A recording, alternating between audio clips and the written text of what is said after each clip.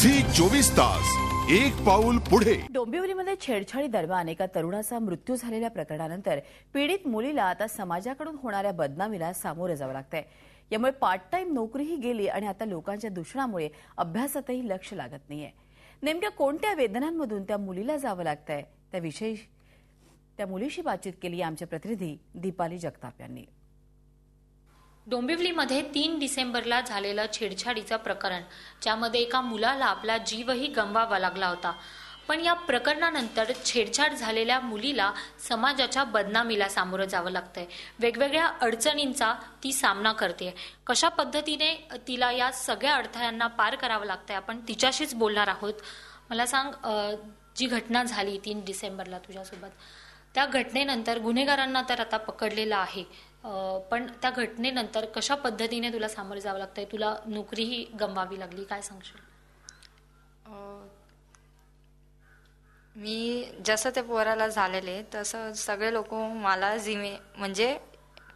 जिम्मेदार ठरवत आहे का तुझ्यामुळे तो पोरगा गेलाय, तुझ्यामुळे त्या पोराला हे झालेलं आहे, तुझ्यामुळे तो पोरगाचा जीव गेलेला असं ते म्हणताय। त्याच्यामुळे सगळे लोक मलाच जिम्मेदार ठरवत आहे। ह्या ते इतर लोक, आमचे समाजाचे लोक, बाहेरचे लोक, सगळे मैत्रिणी, ते सगळ्यांना असं वाटतं का माझ्यामुळे तो पोराचा जीव गेलेला आहे। जे काय ज्याची पण नजर माझ्या पडते ते लोक मला बघून तोंड फिरवता, हसता, नावत होता। माझी आईला पण असंच करता, कोणी आमच्याशी बोलत नाही। तर त्याच्यामुळे मला कामावरून पण काढला गेलेलं आहे। कामावरून पण असं वाटतं, त्यांनी मला सांगितलं होतं का नाही का, मी त्यांना कळाल्यानंतर मी गेली त्या दुकानावर का सांगितलं मी कमी कामाला येऊ शकते का। त्यांनी मला थांबायची वेळ दिली 10 दिवसापर्यंत। मी हा बोलली, परत गेली तर त्यांनी मला नाही सांगितलं। तू आता 12वीची परीक्षा देणार आहेस, तुझा अभ्यास सुरू आहे, कसा त्रास होतो या गोष्टीचा अभ्यास करताना किंवा या सगळ्या गोष्टी लक्षात घेऊन, विचारात घेऊन?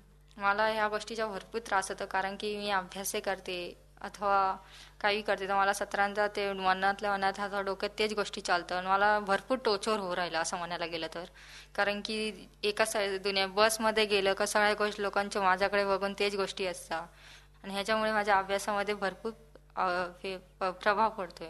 ही जी लोक आहेत जी मुलीला दोषी ठरवतात, त्या लोकांना काय सांगावं असं वाटतं? मला त्यांना एवढं सांगायचं का अफेअर नाही राहू शकत। एक पोरगा पोरगी बहीण पण असू शकता, फ्रेंडही असू शकता, एक ओळख पण असू शकते, म्हणून त्याचा जीव गेलाय। ह्याच्या हे नाही का पोरीची दोषी असते। उद्या माझ्यासोबत भाऊ असला आणि अशा वेळेसला असं घटना घडली तर तुम्ही भावाला पण बॉयफ्रेंडच समजणार का? तुमच्या घरात पण आज तुम्हाला पण मुलगी आहे, मुलगा आहे, ही घटना उद्या तुमच्यासोबत पण घडू शकते, तुमच्या मुलीसोबत होऊ शकतं, मुलासोबत पण होऊ शकतं। तर असं उद्या हे तुमच्या पोरीसोबत झालं तर तुम्हाला कसं वाटेल? आपण बघू शकतो की एक छेडछाडीचं प्रकरण होतं, त्याच्यामध्ये दुर्दैवी एका मुलाचा मृत्यू जातो। पण यासारख्या ज्या हजारो मुली आहेत ज्या रोज छेडछाडीला सामना करत असतात, पण त्यांना खरं तर बदनामीला सामोरं जावं लागतं। यासाठी या घटनेच्या विरोधात अनेक आंदोलनं होतात किंवा गुन्हेगारांनाही पकडलं जातं, पण प्रत्यक्षात गरज असते ती अशा मुलींचं मनोबल वाढवण्याची, मनोधैर्य वाढवण्याची। व्हिडिओ जर्नलिस्ट श्रीनिवास सह दीपाली जगताप, झी 24 तास, डोंबिवली। झी 24 तास एक पाऊल पुढे।